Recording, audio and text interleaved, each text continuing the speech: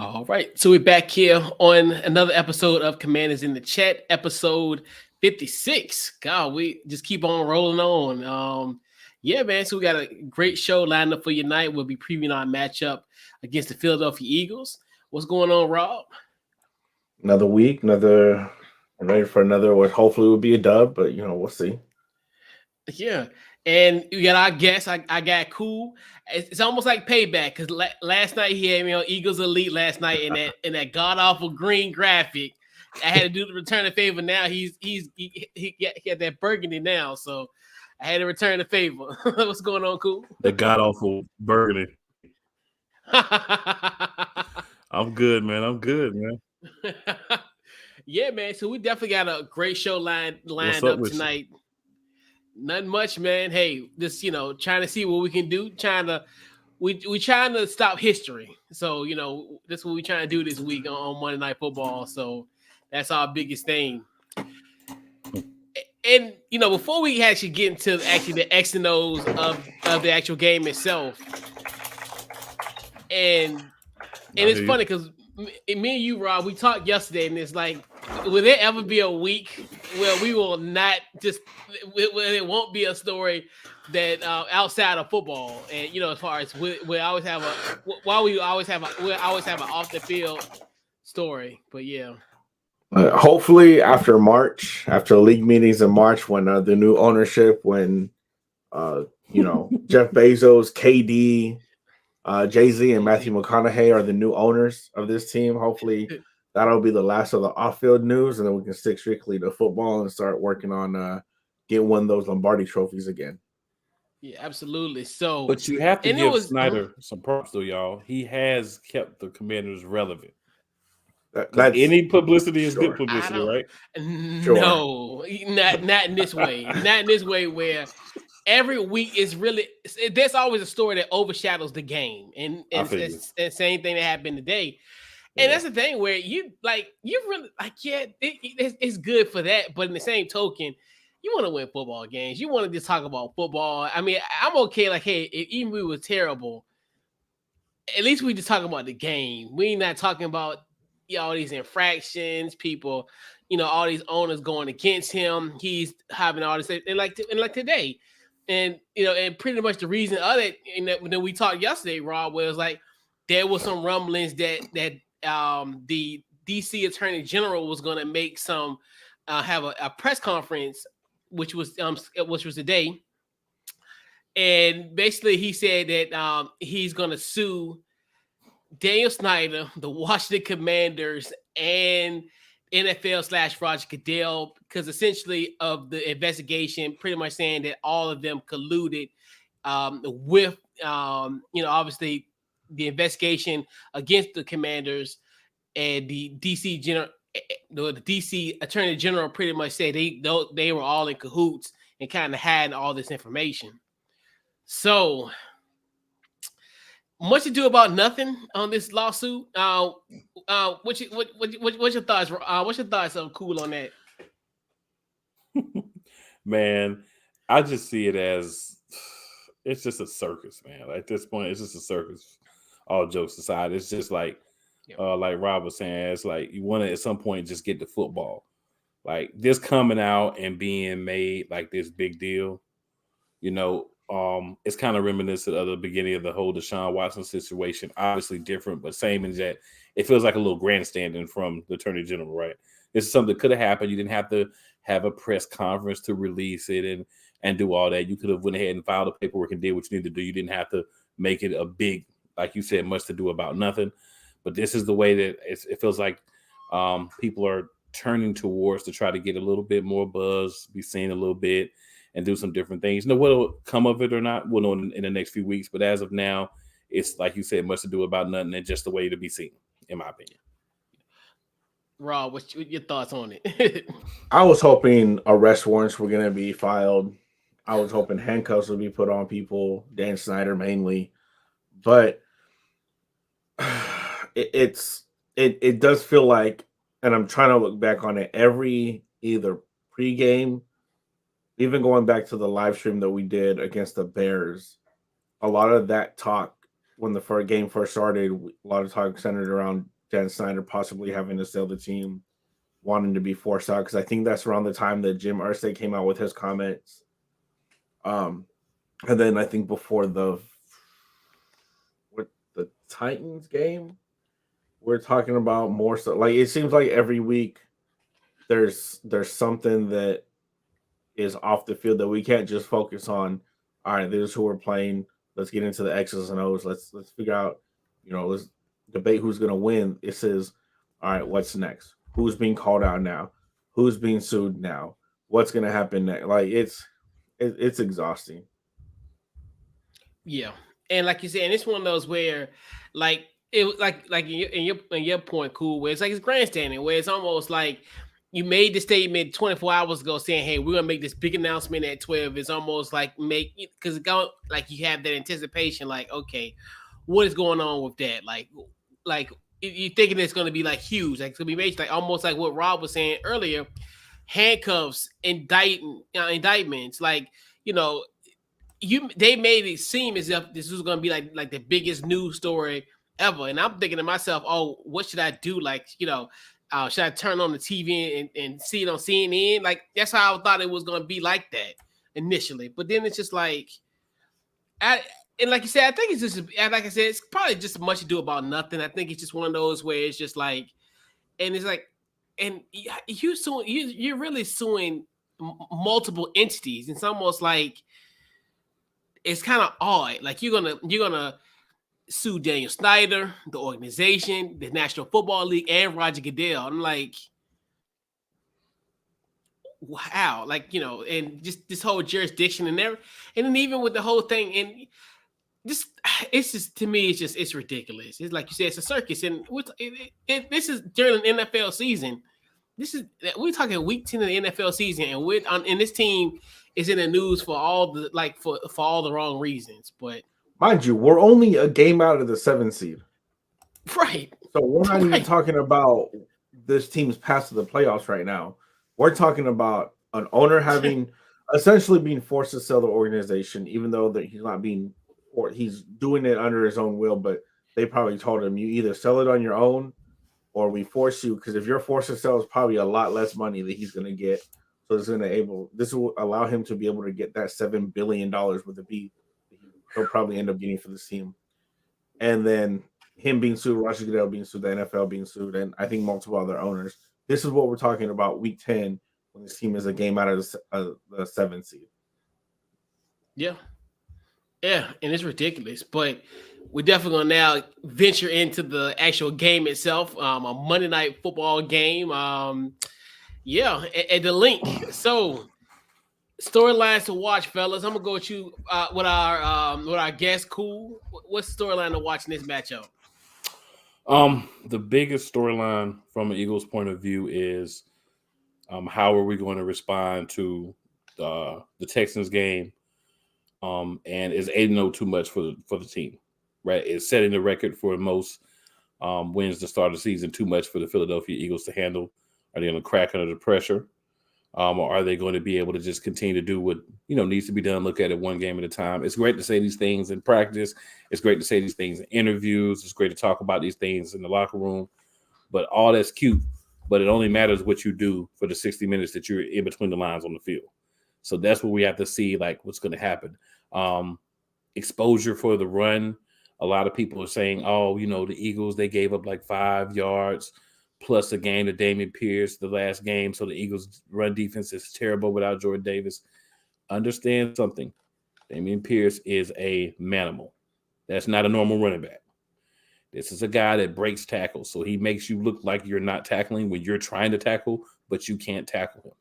So I'm not as concerned about one game. But if we come out this week, Brian Robinson tears us up, your running back committee tears us up on the run game, then that starts to be a concern. But for right now, want to watch it, but more concerned with just how we come out from the beginning.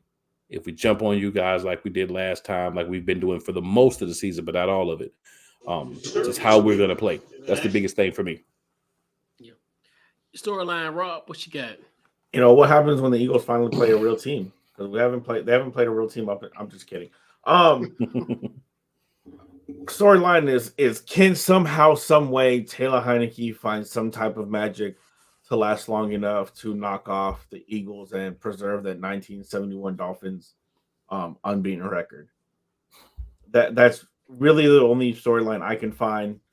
Like Cole said, the run game with two-headed monster we have with Brian Robinson and Antonio Gibson, it could and should be enough to keep the game close. Along with that defense, like I said last week, our defense has been playing damn near elite the last 3 or 4 weeks, and there is a chance. A I don't know how good of a chance, but Ron Rivera did say there is a chance that Chase Young can come back um, for this game on Monday night. I still haven't seen whether he is for sure or not. Those two things should be enough to keep the game close, where Taylor Heineke just has to be a game manager. But the world that we live in a world where Taylor Heineke does not like to be a game manager. He likes to play hero ball. And we also live in a world where Scott Turner is still alive and he was born and became an offensive coordinator for this team. And no matter how well the run game is going, he does not like to stick with it because he tries so I'm convinced at this point when North Turner was coaching that really did something to Scott when he was a kid. I feel like felt like he wasn't loved enough. He's trying so hard to be like his dad and to have this great air attack offense, and it just doesn't work. One, because we don't have the quarterback for it. Two, because you're not the play caller and play schemer that you think you are. Talking to Scott Turner, obviously. Are they? So outside of that, again, I alluded to it. Is our defense going to be able to keep this Eagles team, let's say, under 20, 25 points? I think if the defense can keep Jalen Hurts at bay, can keep this defense under 25 points, I think there's a chance. Because right now the Commanders are giving up 21.2 points per game, which is right around league average. We're only scoring, I want to say, 16 something points per game, which is far below league average. So if this defense can hold Eagles to about 21, 24 points, and we can get just a little bit of magic and a little bit of sensible play calling from Scott Turner, I think this game does have the recipe for an upset.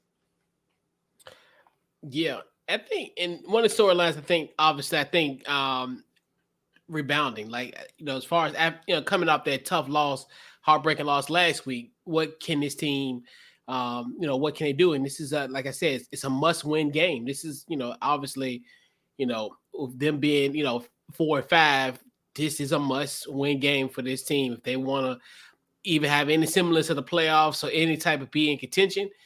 And especially being 0-3 division will not get it done. So this is kind of a must-win game. And then also just payback. Obviously last time we went down to the link, it was not a good showing for us. Obviously on a Thursday night, but on the lights last year on a Thursday night. But it's definitely going to be a NFC East classic game in my personal opinion. So we got to go back to the memory banks. So we got favorite Commanders at Eagles moments. Any moments of as far as the Commanders going to the link. Cool. I know you got some. What's some of your favorite moments of your moments of the Commanders at the Eagles? So my favorite, one of my favorites is November the 12th. So 2 days from the day, 1990, in what's called the body bag game. We knocked out so many Redskins players, including quarterbacks, that Jerome Brown yelled to the Redskins sideline, "You're going to need body bags to carry everybody out of here." Right? Then we proceeded while we were up 14-7. Wes Hopkins, throwback name,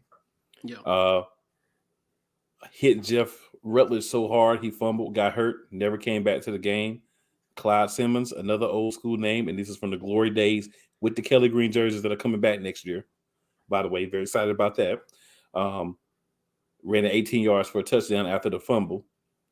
And then you lost Rutledge, you lost Stan Humphries. Mark Rippon was inactive. So you had to play Brian Mitchell, the Louisiana option quarterback, at quarterback for the rest of that game. And we ended up winning 28-14. Shout out to B Mitch. B Mitch, he doing his thing. And then, man, RIP Jerome Brown, man.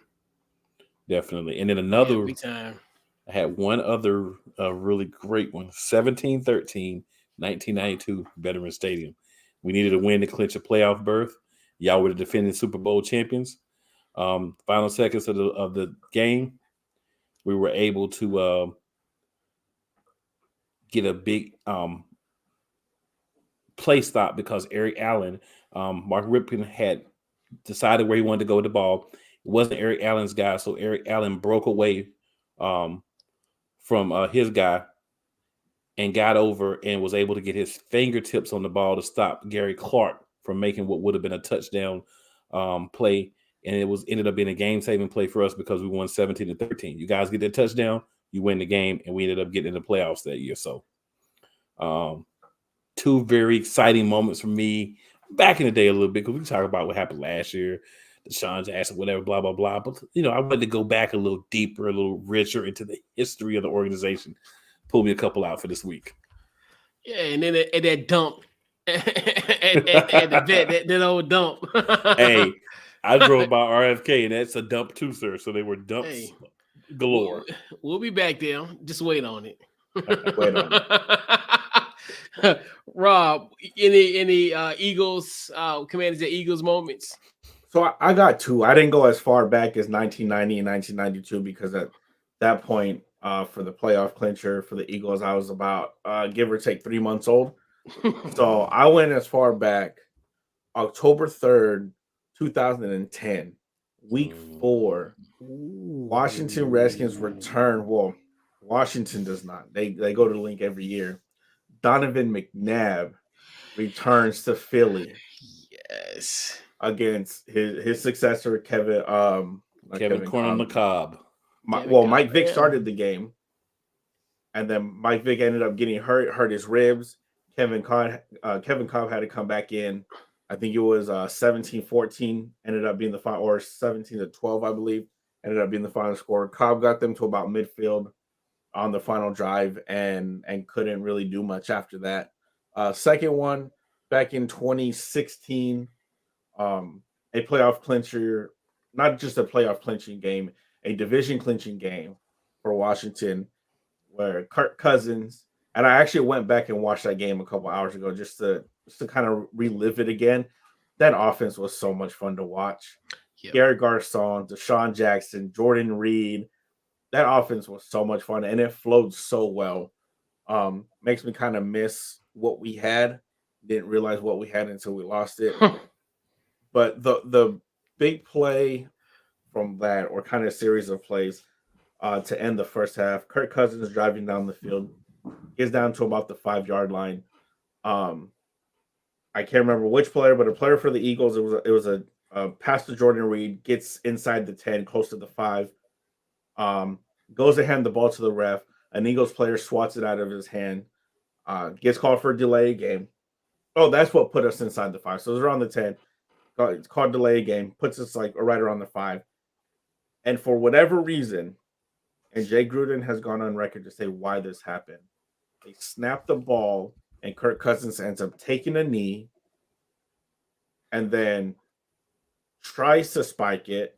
And then Trent Williams, there's a lot of confusion, and Trent Williams grabs him and says, no, run to the end zone. So then he tries to run, gets swallowed up by 2 Eagles defenders, and then kind of like throws the ball down to give himself. It was a very weird sequence of events that at that time, ending the half, Washington was up 16-10, and I really thought that play was going to come back to bite us. Ended up not biting us. We ended up winning the game like a pretty handedly and clinching the division for the second time in 4 years. Yep. And it's funny that you brought up that one, so I'm gonna bring up the next time that we went to Link, and we won that by the final score 27-22. That was 2 weeks before Christmas in 2016. So that was a interesting matchup. Obviously, it was an ugly game. Obviously, shout out to our guy Dustin Hopkins. He kicked a few field goals in that game, and because that was the year that I think we won that game 27-22. I think at that time we were 7-5-1. I think we were on the verge, kind of making a playoff run, but obviously we know how that year ended. A terrible loss to the Giants, and then Odell Beckham and them boys went on a boat to Miami. So it all went downhill from there in a multitude of ways. But yeah, and this is where it comes at these divisional rivalries, man. It's just so much history between the two franchises. And it's always we always have good moments, and sometimes we have bad moments. So there's been a lot of good games, especially recently. Go back to 2019, 2020, the beginning of 2020. Obviously, that 7-9 division title win. Eagles fans will say that Doug Peterson threw it, which he might have. Oh, he definitely threw it. He took only hope. He took only hope to win that game out. But Jalen Hurts wasn't even really playing that well. He was playing better than that dude he put in. That dude put in. But that's y'all fault. Better. But y'all look. Y'all were the jackasses that got my boy Nate Sudfeld. Y'all the ones y'all the ones who traded that man like a week before the season started. Because remember we played y'all like in 2008. What was it? 2017 opening day, and I was like a jackass. The Philadelphia Eagles signed our third string quarterback. That's what y'all get. It's sweet revenge. I mean, I'm not mad about it. We weren't going anywhere, and we ended up parlaying part of that into the rapid rebuild that we've been able to do. So in hindsight, man, it actually worked out for us. Yeah. That's one thing I can't say. They basically rebuilt a Super Bowl contending team twice in the last 5-10 years. Right. And we're over here hoping for a new owner. I'm okay with like being great for a year, sucking for a couple of years after that, because I can always go back and think about that second Lombardi that I hope we're holding this year. You know what I'm saying? I'll take 3 or 4 years of being okay at subpar to get that Lombardi, because that's what it's all about. For sure. And that's what we always talk about with this team, where it's like you see other teams making that turnaround even within the division, and we're literally the same. So that's where it's like, that's what we always like. That's what the frustrating part about it when we talk about it week in and week out, because like everybody else has been better. Everybody has has improved drastically. So, well, I have 2 words for you when you think about that. Chip Kelly. And then y'all survived. That's pretty much, we just survived. We were not good during that time frame. Yeah. He gutted us of a lot of talent. Had no business being in control of that end of the business. It's one of those situations where you got to have the right people in the right positions, and y'all gonna get them once you get a new owner that's gonna clean house and actually get the right people in. That's the problem, right? You just got to have. Sure. And I think for most times you need a separation. You don't need the guy that's making personnel decisions also the guy that's calling plays. I don't like that 90% of the time. Every once in a while that works out, but for the most part there needs to be a separation between those two. It can be a collaboration between the guy that's making the decisions, like who's the general manager role, who's doing that role, whether you have someone appointed or not. But that guy shouldn't also be your head coach, right? Because I just don't like that, the way that mixes if there's not another voice in those discussions. True. For sure. Yep. Big time. Yeah. Welcome to our world. Hey, like I said, Chip Kelly, we were there. Oh yeah. And shout out to what he doing out there in LA. Where he needs to stay. Your rival Cruz. Where he need to stay in college. Stay there. Yeah. Y'all got them coming up soon, right? Don't not usually play like right before Thanksgiving. Weeks. Yeah. We got Colorado on tomorrow. Colorado tomorrow, and then UCLA next Saturday. Okay. Oh yeah, yo. It was always around Thanksgiving, but yeah. So matchups to watch in this classic NFC East Monday Night Football game. What you got, Cool? the run defense of the Philadelphia Eagles versus your running backs. Also, what would you do to try to contain Dallas Goedert after the week he just had? And the one matchup that concerns me the most is your special teams versus Britton Covey. That's the one that concerns me. All right, what you got, Rob? I got St. Juice versus AJ Brown. I think St. Juice has been playing very well on the outside. He had that penalty against the Vikings, interception for a pick six, got called back for pass interference. Not really mad at that play call anymore. Looking back on it, I think they both were kind of, hand fighting, tugging on each other's jerseys, trying to hug. But I think at the end of the day that, it was going to get called on somebody. And St. Juice was the one that was able to get his hands free and get the pick. But other than that, he's played very well, covering a lot of players' number ones. He did, with the exception of the first drive against the Vikings, he did very well against Justin Jefferson. The touchdown, he did something very uncharacteristic in trying to look back and trying to play the ball instead of playing the receiver's hands. That's one thing he's very good at, is playing the receiver's hands and using that to knock passes out. And then again, the Eagles front seven against our two-headed monster. It doesn't look like J.D. McKissick is going to play. And then he didn't practice Thursday with a neck injury. I don't think he's going to be in. I think Williams will be that third back. But I'm really, really interested to see what these running backs can do against the Eagles defensive line. Yeah. And I'm definitely curious as far as our defensive line. I want to, as far as will they be able to get penetration and kind of get the Hurts? Because obviously, you look at the Commanders, they are the best pressure team in the league. So can we get that pressure on him? And really, I want to see, like you said, Rob, like that secondary, because I think St. Juice has played very well, and I think we even talked about this on NFC B School, where you see the change in him, as far as even in the Eagles game, where he's, even though like we talked about those two big plays, but you think about it, for the most part, he did what he was supposed to do, and he and then with a cornerback in a situation where, hey, you're gonna get burned off of some plays, but but he's been able to kind of hold his own. Even I was impressed last week. Obviously with Justin Jefferson, where it's essentially that, that first touchdown in the second half. I mean, not second half, but the first play, the first, that first touchdown in the first quarter. So I'm definitely very curious as how we'll perform, especially, under the lights on the Monday night at the Lynx. So with that being said, fellas, it's prediction time.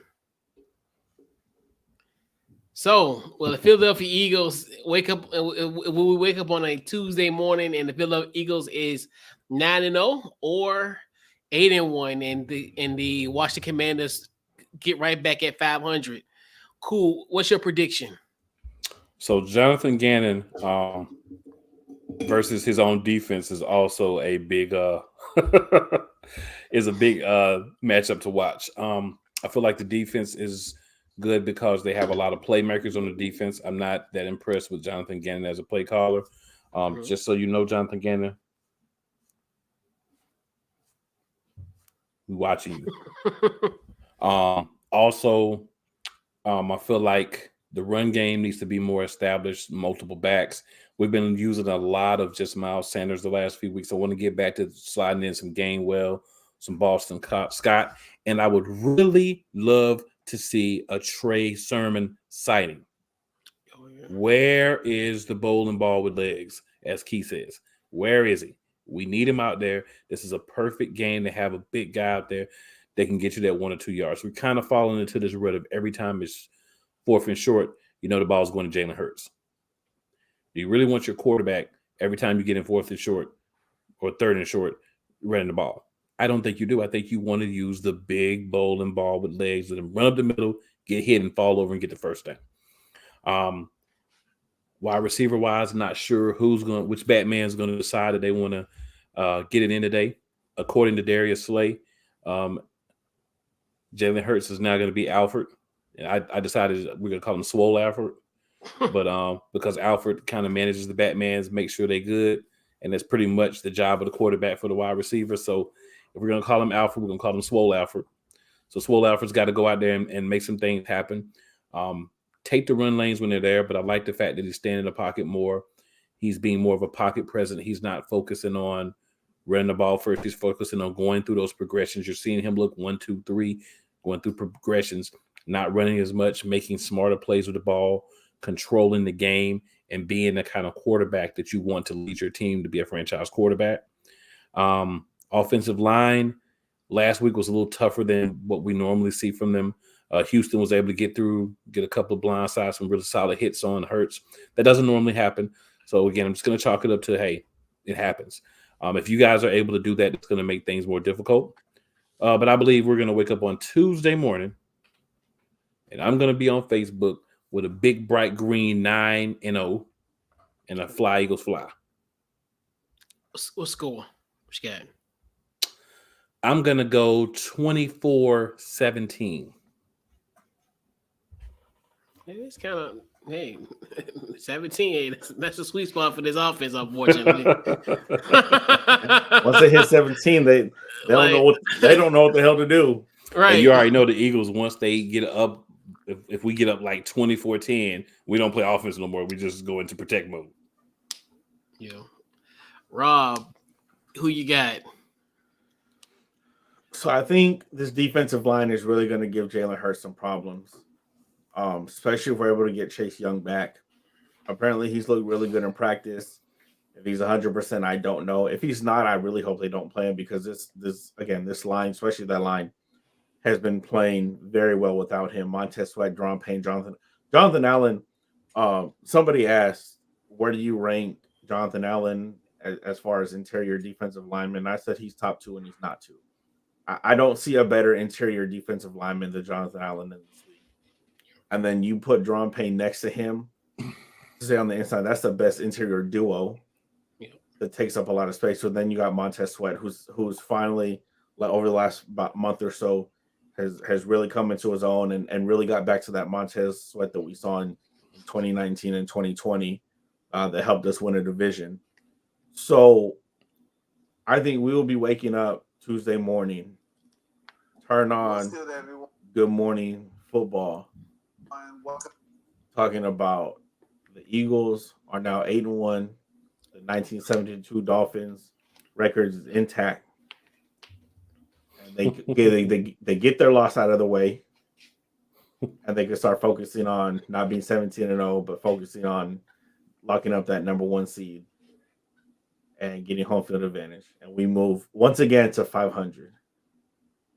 Yeah, it's going to be 28-24. You got to be kidding me, right? If we give up 28 points to the Commanders, we should lose. But you will. We won't. But you know what? Great minds think alike. Because I actually do have the Commanders winning by the final score of 27-24. Like I said, the 72 Dolphins, we got your back. The last time we was in Pennsylvania on a Monday night, we was on a Monday afternoon. And at that time, we played at the time 11-0 Steelers, and we won. We shocked the NFL world. I think it's time for us again to shock the world. I'm ready for all this to be over with. This whole, this Eagles team is gonna be undefeated. I can't see anyone beating them.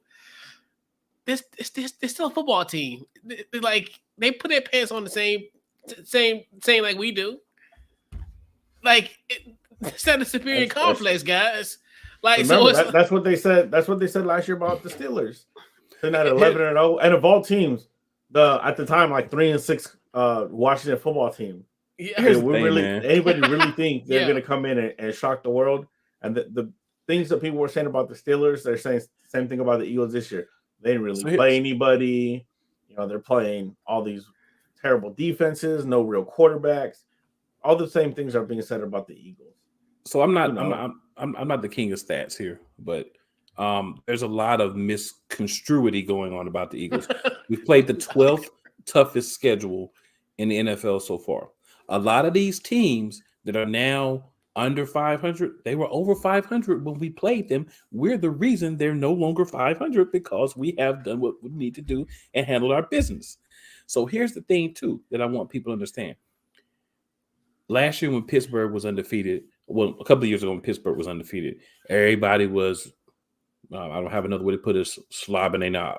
Like they was the greatest thing, and Mike Tomlin was the God coach and all that. They won't even put us number one in the power rankings.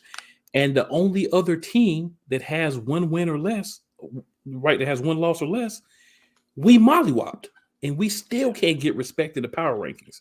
So the difference is, hold on. You talking about primetime Kirk? I know you're not talking to the Commanders fans about primetime Kirk. Hey, listen. Are they not 7-1? Is that not factual? They really haven't played anybody either. I'm just saying. They're 7-1. So what I'm saying is the other team that has one loss, the only other team left in the NFL now that has one loss, we mollywop. Yeah. So that's the facts. That's the facts. But here's the thing. We don't get any props, right? Because here's the thing. We played Jacksonville. Oh, Jacksonville's a good team. They're going to be the ones because Philadelphia's not ready for that. Philadelphia beats them. Oh, Jacksonville's not that good of a team. Oh, the Commanders, they're going to be that team. That's a divisional game. They're going to go down. They're not really that good, because we beat them. The Arlington football team, Cooper Rush come in, he beating everybody, right? He lose to us. Oh, he's a backup, and that's the only reason they lost. So what I want to say is thank you, media.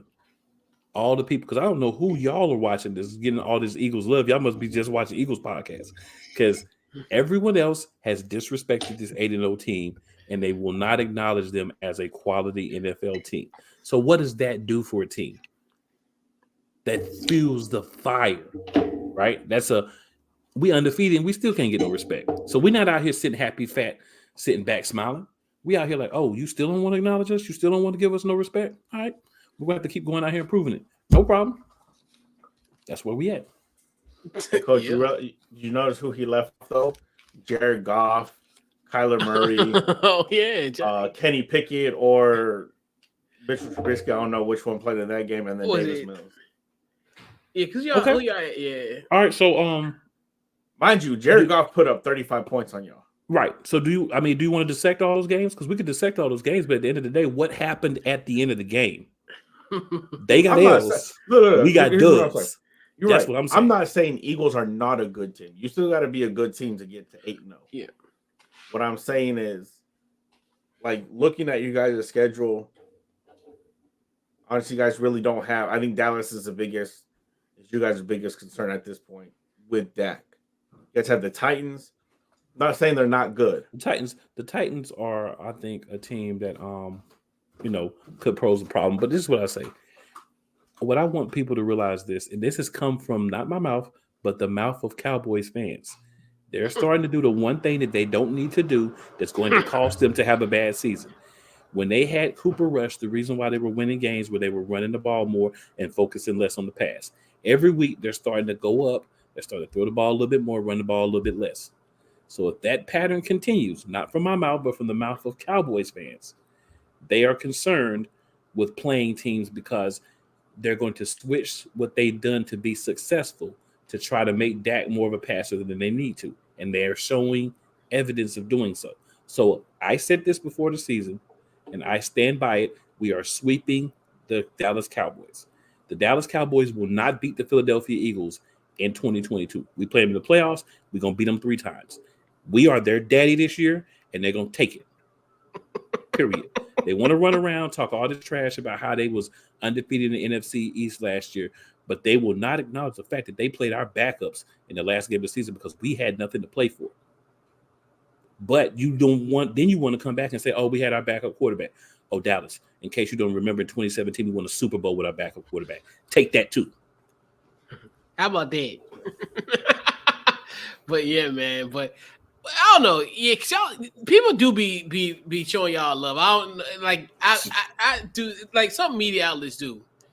they looking at y'all like, yeah, but I mean, hey, it is what it is, but it doesn't even really matter because I think we're gonna take care of business, and I think we'll go to Houston and be at 500, and hey, let the chips fall as they may, I'm gonna say this: we're gonna lose a game this year. We're gonna lose at least one game this year. Oh yeah, for sure. Yeah. It won't be this week, but we're gonna lose a game this year.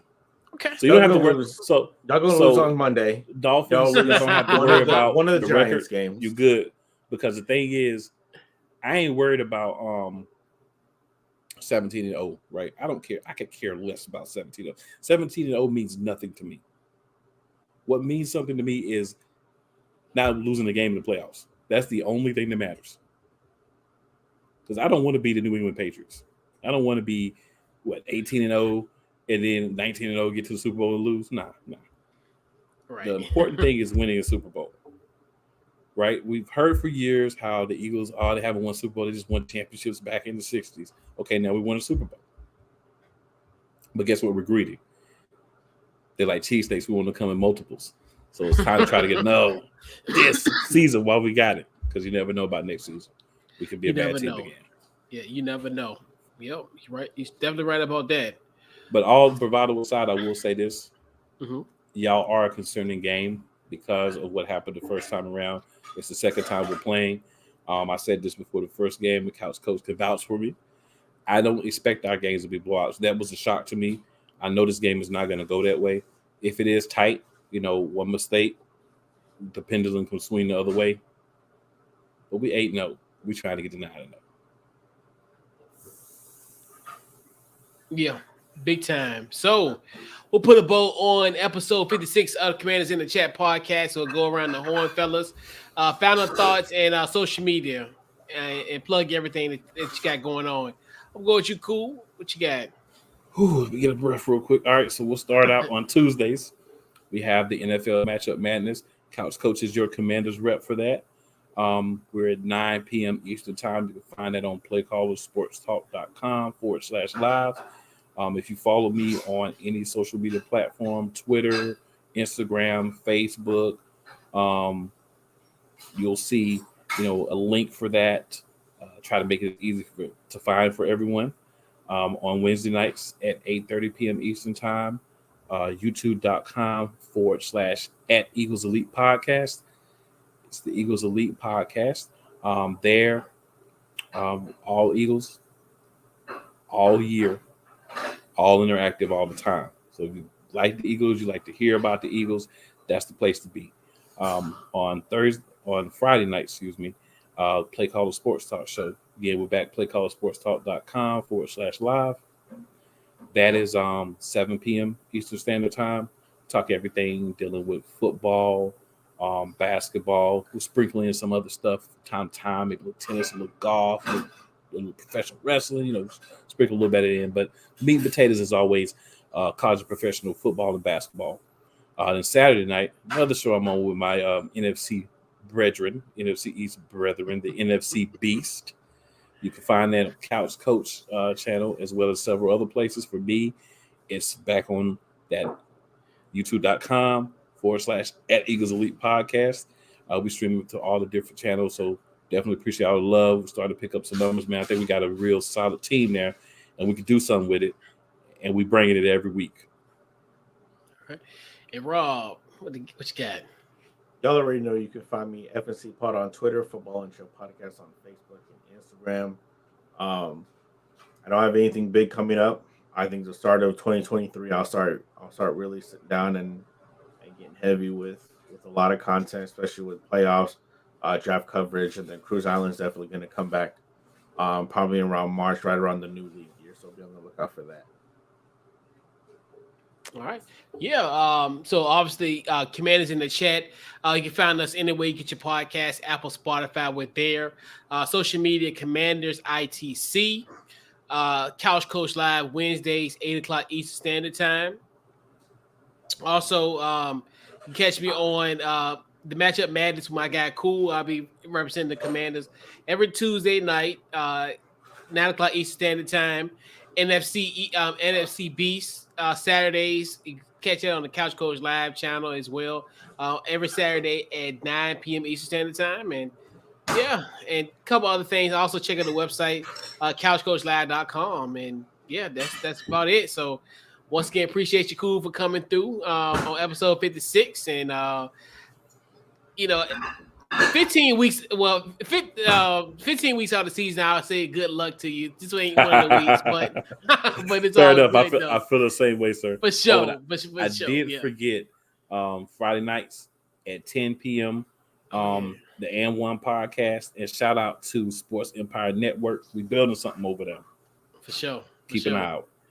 Yeah. All right. So yeah, man. So this is it. Wraps up episode 56 of Commanders in the Chat, man. We'll catch you guys on the next episode, and we're out.